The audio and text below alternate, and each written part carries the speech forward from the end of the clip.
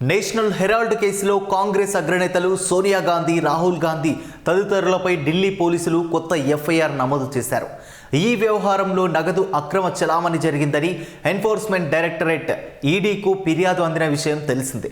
వ్యక్తిగత ప్రయోజనాల కోసం వీరంతా తమ పదవుల్ని దుర్వినియోగం చేశారనేది ఈ ఫిర్యాదు. ఈడీ ఇచ్చిన సమాచారంతో ఎఫ్ఐఆర్లో కాంగ్రెస్ నేతలపై నేరపూరిత కుట్ర సంబంధిత అభియోగాలు మోపారు. ఆ జాబితాలో మోతీలాల్ వోరా, ఆస్కార్ ఫెర్నాండెస్, సుమన్ దుబే, శ్యామ్ పిట్రోడా ఉన్నారు. వీరందరూ కేవలం 50 లక్షలు చెల్లించి అసోసియేటెడ్ జర్నల్స్ లిమిటెడ్కు చెందిన 2000 కోట్ల విలువైన ఆస్తులపై అధికారాన్ని పొందారని ఆరోపించింది. ప్రధాని నరేంద్ర మోదీ, కేంద్ర హోంమంత్రి అమిత్ షాలు తమ పార్టీ అగ్రనేతలపై ప్రతీకార రాజకీయాలు కొనసాగిస్తున్నారని కాంగ్రెస్ ఆరోపించింది. పార్టీ ప్రధాన కార్యదర్శి జైరాం రమేష్ ఈ మేరకు ఎక్స్ వేదికగా ధ్వజమెత్తారు. అభద్రతా భావంతో, భయంతో మా నేతల్ని బెదిరిస్తున్నారు. నేషనల్ హెరాల్డ్ అంశం పూర్తిగా బోగస్ కేసు, సత్యమేవ జయతే అని అన్నారు. ఈ కేసులో డబ్బు ఎక్కడికి బదిలీ కాలేదు, అయినా నగదు అక్రమ చలామణి జరిగిందంటున్నారు.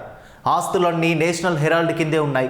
లెక్కల్లో చూపని నల్లధనం అంటూ ఏమీ లేకుండానే మనీ లాండరింగ్ ఆరోపణలు చేశారు.